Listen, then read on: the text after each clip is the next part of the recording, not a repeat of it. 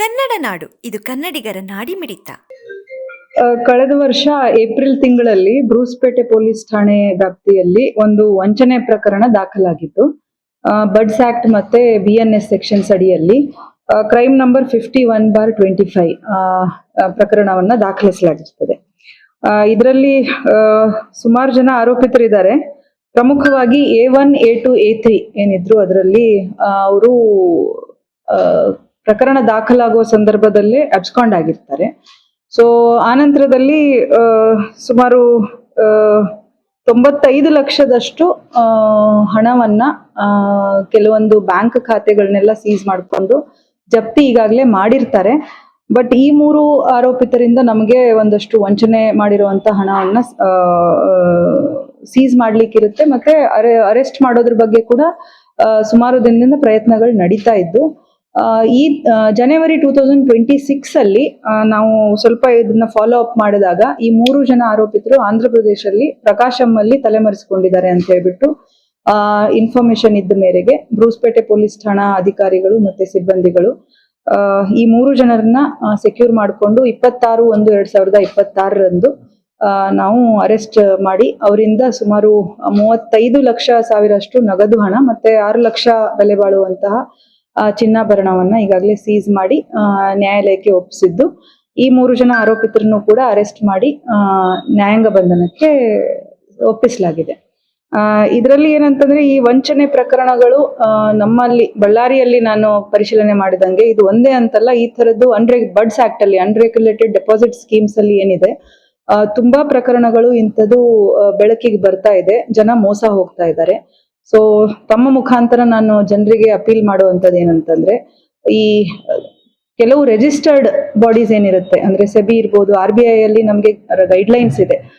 Regulated ಇದ್ದಾಗ ಮಾತ್ರ, ಯಾವುದು ರಿಜಿಸ್ಟರ್ಡ್ ಆರ್ಗನೈಸೇಷನ್ಸ್ ಇದೆ ಅವರು ಮಾತ್ರ ಈ ಚಿಟ್ ಫಂಡ್ ವ್ಯವಹಾರ ಅಥವಾ ಇದು ಡೆಪಾಸಿಟ್ ಸ್ಕೀಮ್ ಮಾಡಬಹುದು. ಯಾರು ರಿಜಿಸ್ಟರ್ಡ್ ಇರಲ್ಲ ಅವರು ಇಂಥ ಒಂದು ವಂಚನೆ ಮಾಡುವಂಥದ್ದು ಸರ್ವೇ ಸಾಮಾನ್ಯ ಆಗಿದೆ. ಸೊ ಜನರು ದಯವಿಟ್ಟು ಈ ಬಗ್ಗೆ ತುಂಬಾ ಕೇರ್ಫುಲ್ ಆಗಿರ್ಬೇಕು, ಈ ತರದ್ದು ಮೋಸಕ್ಕೆ ಒಳಗಾಗಬಾರ್ದು. ಮೇಡಮ್, ಈಗ ಚೀಟಿ ವ್ಯವಹಾರ ಬಹಳ ನಡೀತದೆ ಮೇಡಮ್. ಬಳ್ಳಾರಿನಲ್ಲಿ ಬಹಳ ಚೀಟಿ ಲಕ್ಷ ರೂಪಾಯಿ, 5 ಲಕ್ಷ, 10 ಲಕ್ಷ ಈ ತರದ್ದು ತುಂಬಾ ನಡೆಯುತ್ತೆ. ಎಲ್ಲರಿಗೂ ಗೊತ್ತು ಯಾರು ಮಾಡ್ತಾರೆ ಅಂತ. ಇದ್ರ ಬಗ್ಗೆ ಸ್ವಲ್ಪ ನೀವೇನಾದ್ರೂ ನಾನೊಂದು ಅವೇರ್ನೆಸ್ ಮಾಡ್ತಾ ಇದ್ದೇನೆ ನನ್ನ ಕಡೆಯಿಂದ ಒಂದು ಅಫಿಷಿಯಲ್ ಇದೇ ಟಾಪಿಕ್ ಬಗ್ಗೆನೆ ನಾನು ಇವತ್ತೇ ರೆಡಿ ಮಾಡ್ತಾ ಇದ್ದೀನಿ. ಸೊ ಜನರಿಗೆ ಒಂದ್ ಸ್ವಲ್ಪ ತಾವು ತಲುಪಿಸುವಂತದ್ದು ಮಾಡಿ, ಸ್ಪೆಸಿಫಿಕ್ ಆಗಿ ಬಡ್ಸ್ ಆಕ್ಟ್ ಬಗ್ಗೆನೆ ಒಂದು ಮಾಹಿತಿ ಕೊಟ್ಟರೆ ನೀವು ಕ್ರಮ ತಗೊಳ್ತೀರಾ? ಯಾವ್ದ್ರದ್ದು ನಾಗರಿಕರು ಮಾಡ್ಬೋದು. ಅದರಲ್ಲಿ ಹೆಂಗಿದೆ ಅಂತಂದ್ರೆ ಬಡ್ಸ್ ಅಲ್ಲಿ ತುಂಬಾ ವ್ಯವಸ್ಥೆಗಳಿದೆ. ಅದನ್ನ ಯಾರಾದ್ರೂ ಪ್ರಮೋಟ್ ಮಾಡ್ತಾ ಇದ್ರೆ ಅಥವಾ ಕೆಲವರು ಇನ್ಫ್ಲೂಯೆನ್ಸರ್ ಇರ್ತಾರೆ, ಅದ್ರ ಬಗ್ಗೆ ಹೆಚ್ಚಿನ ಮಾಹಿತಿ ಕೊಡ್ತಾ ಇದ್ದಾರೆ, ಅದನ್ನ ಸ್ಕೀಮ್ ಅಂತ ಹೇಳಿ ಪ್ರೊಪಗಂಡ ಮಾಡ್ತಾ ಇರ್ತಾರೆ. ಸೊ ಅದ್ರ ಮಾಹಿತಿ ಇದ್ರೂ ಕೂಡ ನಮಗೆ ಕ್ರಮ ತಗೊಳ್ಳಿಕ್ಕೆ ಅವಕಾಶ ಇದೆ. ನಾನು ಎಲ್ಲಾನು ವಿಷಯಗಳನ್ನ ಸೇರಿಸಿ ಒಂದು ಸಣ್ಣ ವಿಡಿಯೋ ರೆಡಿ ಮಾಡ್ತಾ ಇದ್ದೇನೆ. ಮೇ ಬಿ ಅದು ಸರ್ಕ್ಯುಲೇಟ್ ಆದ್ರೆ, ಜನ ಅಪ್ರೋಚ್ ಆದ್ರೆ ನಾವು 100% ಮಾಡ್ಬೋದು. ಒಂದು ಕ್ಲೋಸ್ ಟು 2 crore ಅಂತ ಹೇಳ್ತಾರೆ. ಕ್ಲೋಸ್ ಟು 2 crore ಅಂತ ಕಾಣುತ್ತೆ.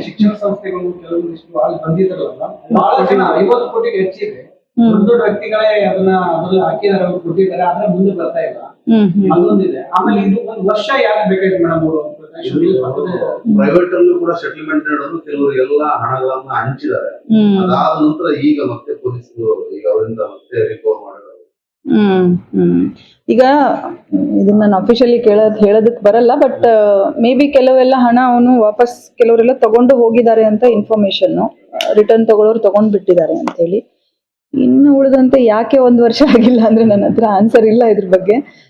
ಬಟ್ ನೋಡೋಣ, ಅವನೇನಾದ್ರೂ ಅದರಿಂದ ಮತ್ತೆ ಪ್ರಾಪರ್ಟೀಸ್ ಏನಾದ್ರು ಮಾಡಿ ಅದನ್ನು ಸ್ವಲ್ಪ ಬ್ಯಾಕ್ ಗ್ರೌಂಡ್ ನೋಡ್ತಾ ಇದ್ದೀವಿ. ಯಾಕಂದ್ರೆ ಎಲ್ಲ ಬಡ್ಸ್ ಅಲ್ಲಿ ನಮಗೆ ಕಂಪ್ಲೀಟ್ ಪ್ರಾಪರ್ಟೀಸ್ ಏನಾದ್ರು ಅದರಿಂದ ಪ್ರೊಸೀಡ್ಸ್ ಇಂದ ಅವನು ಪರ್ಚೇಸ್ ಮಾಡಿದ್ರೆ, ಇನ್ವೆಸ್ಟ್ ಮಾಡಿದ್ರೆ. ಕ್ಯಾಮ್ರಾದಲ್ಲಿ ಹೇಳ್ಬೇಕಾ? ಇದು ಬೇಡ ಅಂತ ಅನ್ಕೊಳ್ತೇನೆ. ಕೇಸಸ್ ಸಫಿಷಿಯಂಟ್, ಬಟ್ ಮಾಡಿದ್ದಿತ್ತು ಅಂತಂದ್ರೆ ನಾವು ಮಾಹಿತಿ ತಗೊಂಡು ಅದನ್ನು ನಾವು ಕೋರ್ಟಿಗೆ ಅಟ್ಯಾಚ್ ಮಾಡ್ಬೋದು. ಮತ್ತೆ ಇದ್ರಲ್ಲಿ ಕಾಂಪಿಟೆಂಟ್ ಅಥಾರಿಟಿ ನೇಮಕ ಮಾಡಿಬಿಟ್ಟೆ ಅವ್ರಿಗೆ ರಿಟರ್ನ್ ಕೊಡ್ತಾರೆ, ಜನರಿಗೆ ರಿಟರ್ನ್ ಕೊಡುವಂತ ಅಮೌಂಟ್ ಅನ್ನ. ಸಬ್ಸ್ಕ್ರೈಬ್ ಮಾಡಿಕೊಳ್ಳಲು ಕೂಡಲೇ ಪಕ್ಕದಲ್ಲಿ ಕಾಣುವ ಬೆಲ್ ಐಕಾನ್ ಕ್ಲಿಕ್ ಮಾಡಿ ನೋಟಿಫಿಕೇಶನ್ ಪಡೆಯಿರಿ.